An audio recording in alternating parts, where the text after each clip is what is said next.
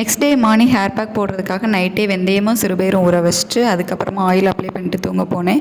Night oil apply பண்ணக்கூடாது அப்படின்னு husband திட்டிகிட்டே இருந்தாங்க. பட் இந்த மாதிரி விஷயங்கள்லாம் நான் பெருசாக ஃபாலோ பண்ணுறதில்ல. நெக்ஸ்ட் டே வந்து ஹேர் பேக் போட்டுட்டு சும்மா உட்காந்துருந்தா இரிட்டேட்டிங்காக இருக்கும். ஸோ அதனால் வெளியே கிளம்புறதுக்காக ட்ரெஸ் எல்லாம் வந்து அயன் பண்ணி வச்சுட்டு இருந்தேன்.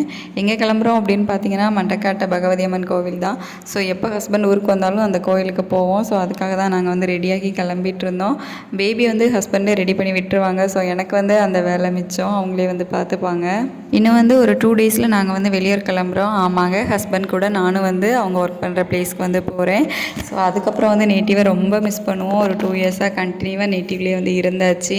அம்மா வீடெல்லாம் ரொம்ப மிஸ் பண்ணுவேன். பேபி தான் எப்படி இருப்பாருன்னு தெரில. இங்கே எல்லாருமே தாத்தா பாட்டி ஃப்ரெண்ட்ஸ் அப்படின்னு ஜாலியாக இருந்துட்டார். அங்கே போயிட்டு புதிய இடம் எப்படி அவர் அங்கே போய் மேனேஜ் பண்ணுவார், தனியாக எப்படி நான் மேனேஜ் பண்ணுவேன் அப்படிங்கிறது வந்து எனக்கு தெரியும். அதெல்லாம் நினச்சி எனக்கு இப்போவே பயமாக தான் இருக்குது.